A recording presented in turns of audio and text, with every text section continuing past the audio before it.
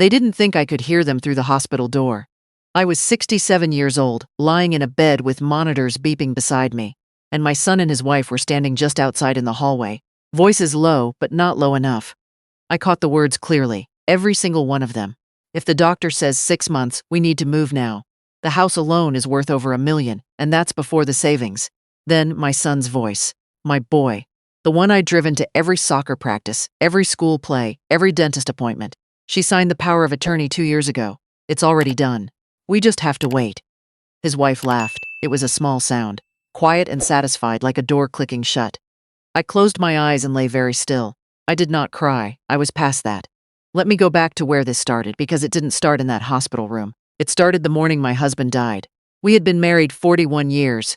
He was a civil engineer. I taught elementary school for 32 years, 4th grade mostly, the age when children are still curious about everything and not yet embarrassed to show it.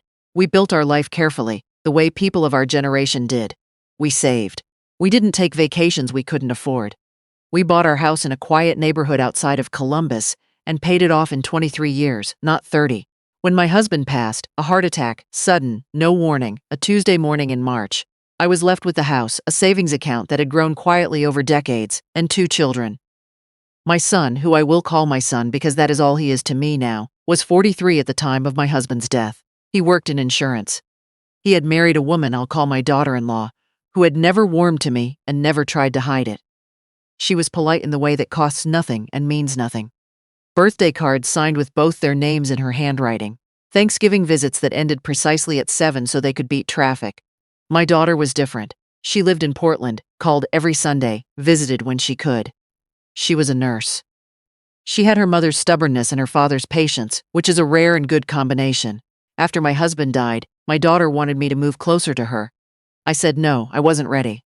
The house still smelled like him in certain rooms in the morning, and I wasn't ready to leave that. My son had a different suggestion. He came to visit 3 months after the funeral, alone, without his wife, which I remember now as strategic. He sat at my kitchen table with a cup of coffee and said, very gently, that he'd been worried about me, that the house was a lot to manage alone, that he had a contact, a financial advisor, someone reliable who could help me get everything in order. He also brought paperwork. The power of attorney document was 6 pages. He had a pen ready. I want to be clear about something. I was not confused. I was not senile. I was 65 years old and I had been managing my own finances, my own household, my own life for 4 decades. But I was grieving. And grief does something to the edges of your judgment. It softens them. It makes you want to hand certain things to other people, because holding everything alone is exhausting. Your son is sitting across from you with kind eyes and a cup of coffee. And he sounds so reasonable. I signed. I didn't read it as carefully as I should have. I assumed it was sfred. I assumed it was temporary. I assumed, most importantly, that my son was my son. The first year I noticed nothing. Or rather, I noticed small things and explained them away.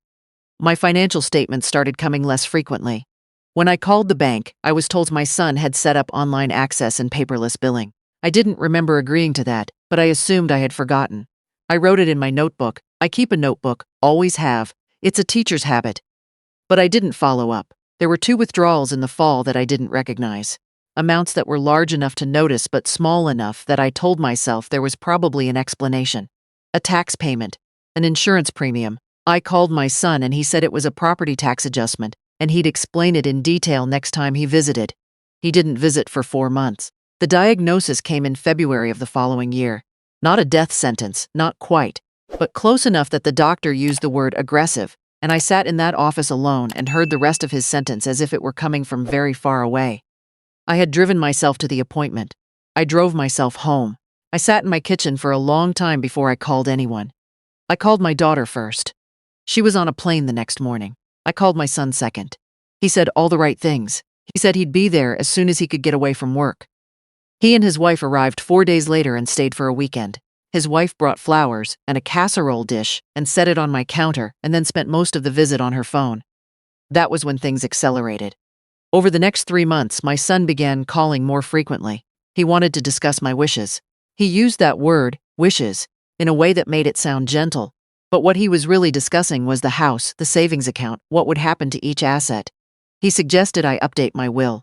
He suggested his wife's cousin, a lawyer, handle the paperwork. I said I would think about it. I was thinking about something else entirely. My daughter had been staying with me on and off, taking leave from work when she could. She is careful and practical, and she notices things. She was the one who first said quietly, one evening, when we were doing dishes together, "Mom, when did you last get a full bank statement? A paper one?" I told her about the paperless billing. She set down the dish she was drying and looked at me. "Can we log in and check?" We couldn't.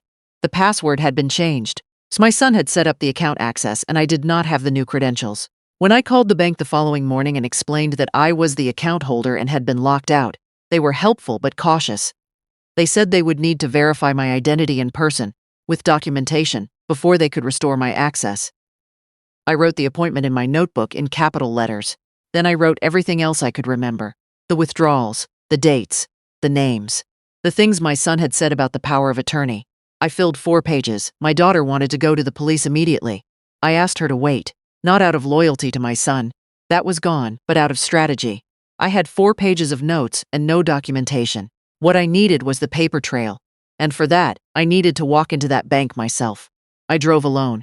My daughter offered to come and I said no, because I knew that if there was a confrontation, I needed to be the only person in the room withstanding. I wore a blazer I hadn't worn since retirement. I brought my passport, my original Social Security card, 3 years of tax returns, and my marriage certificate, though my husband was gone. I brought everything I could think of that proved, unambiguously, that I was who I said I was. The branch manager was a woman about my daughter's age with reading glasses on a beaded chain, and the kind of steady manner I recognized from years of working with people. She listened. She pulled up the account. She was quiet for longer than I expected. There had been 9 withdrawals over 14 months. Total, $240,000. She showed me the screen. I looked at the numbers for a long time. I did not cry. I had decided I was done crying over this. What she said next was important. She said that under the terms of the power of attorney I had signed, my son had legal authority to make those transactions. Challenging them would require proving that the POA had been obtained improperly, or that the funds had been misused in a way that violated his fiduciary duty. She said I should contact an attorney immediately. She said she was required to note that bank staff had flagged 2 of the transactions as unusual when they occurred, and that my son had provided written authorization each time. She printed everything. I took the papers and folded them into my bag.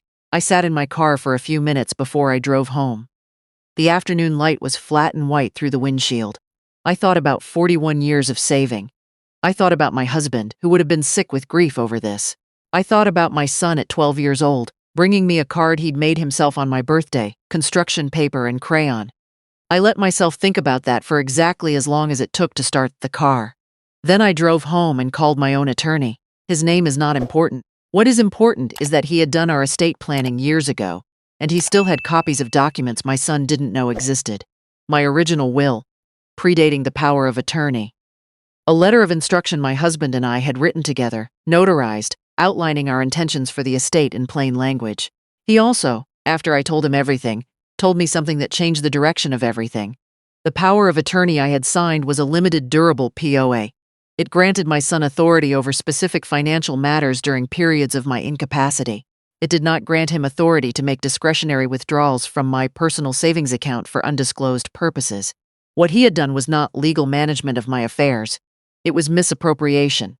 My attorney used the word carefully.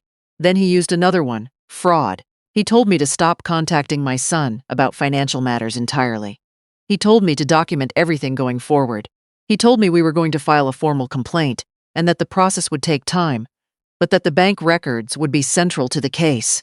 I went home and I wrote 8 more pages in my notebook. My son called that evening. He wanted to discuss my upcoming appointment with his wife's cousin, the lawyer. He had a cheerful, organized quality to his voice that I recognized as the tone he used when he thought things were going according to plan. I said that wouldn't be necessary, that I had already spoken with my own attorney. There was a pause. "Your attorney," he said. "Yes." Another pause. Then he said it was probably for the best to have my own counsel, that he just wanted to make sure I was taken care of. I said I knew that. I said I had to go. I hung up. Then I called my daughter and told her everything, and she sat on the other end of the line without saying anything for a long moment, and then she said, "Mom, you have to move out of that house. Not today, but soon. Before this goes further." She was right, but there was one more thing I needed to do first. My husband had a habit I inherited after he died. Every morning he made coffee and then sat at the kitchen table for 20 minutes without his phone, without the television, just the quiet. He said it was how he solved problems. The answer usually came, he said, if you gave it enough room. I did that the morning after I spoke with my attorney. I sat with my coffee and I thought about the sequence of events, the POA, the withdrawals, the conversations about my will, the diagnosis, and what followed it. And then I thought about a conversation I'd had, almost in passing, with my son's wife at Thanksgiving 2 years ago. She had made a remark about my house. How much it must be worth now, with the market the way it was. I had thought nothing of it at the time. People make those remarks. But I thought about it now, and about the timing of the POA, which had come 8 months after that Thanksgiving. I also thought about my son saying, through that hospital door, the power of attorney is already done. We just have to wait. Wait for what, exactly? That was the question I sat with that morning. And then I understood the answer, and I finished my coffee, and I went to call my attorney back. The complaint was filed. It took 6 weeks. During those 6 weeks, I moved forward with my days in a way that must have looked, from the outside, like nothing had changed. My son called twice. I was cordial. I did not tell him what was in motion. My daughter came back and helped me quietly begin sorting through the house. Not everything. Just the things that mattered. My husband's books. The photographs. The notebooks I had kept for 30 years. The box of my children's school artwork that I had saved. Every drawing, every painted handprint, every construction paper Mother's Day card. I found the crayon birthday card from when my son was 12. I held it for a moment. Then I put it in a box with everything else. My attorney called on a Thursday afternoon. The bank had completed their internal review. The findings supported our complaint. 2 of the 9 withdrawals had been flagged, and the documentation my son had provided had been reviewed by fraud investigators and found to contain inconsistencies. There would be a criminal referral. I sat down in the kitchen chair and looked out the window at the backyard, at the oak tree my husband had planted the year we moved in. Will he have to pay it back? I asked. That will be determined, my attorney said. But yes, we will pursue full restitution. I thanked him. I hung up. I put the kettle on. The police came to speak with my son on a Tuesday. I know because my daughter had a contact who kept her informed. My son called me that afternoon. His voice had a different quality to it, now. Not cheerful, not organized. Something unraveled in the edges of it. He said there had been a misunderstanding. He said the withdrawals were for my benefit, expenses he had managed on my behalf, and that he could explain all of it. He said he hoped I hadn't spoken to anyone without understanding the full picture. I told him that I understood the full picture. I told him to speak with my attorney from that point forward. I told him I wished him well, and I meant that last part strangely. Not with love the way I had once loved him, but in the distant, uncomplicated way you wish things for strangers. I hoped he found his way through this. I hoped he understood what he had done and why it had mattered. But I was done carrying it. I moved to Portland the following spring. My daughter had found a small house 3 miles from her apartment, on a street with large trees and neighbors who kept their porches swept. The house had a room with east-facing windows that I made into a reading room, with a chair my husband and I had bought at an estate sale 20 years ago. I planted a container garden on the back patio. Tomatoes, herbs, a small rose I wasn't sure would survive. It survived. My attorney called in July. Restitution had been ordered. $160,000 to be paid over time. The criminal proceedings were separate and ongoing. I didn't track them closely, that was someone else's story now. On a morning in August, I made coffee and sat in my reading chair without my phone, without the television, just the light coming through the east windows and the sound of the street outside. A neighbor walking a dog, a child on a bicycle. Ordinary life, unhurried, not asking anything of me. I had thought, when all of this began, that I was someone who could be waited out. Someone whose silence could be mistaken for compliance. Someone who had already grieved the hardest loss she would ever face and therefore had nothing left to fight for. I had been wrong about that last part. What grief had taken from me, the year my husband died, it had returned something in its place. Not the same thing. Something older and quieter and considerably less patient. I sipped my coffee and watched the morning fill up the room, and I thought, I am 67 years old and I have survived every hard thing that has come for me. I intend to keep doing exactly that. The tomatoes were coming in well. I had more notebooks left to fill.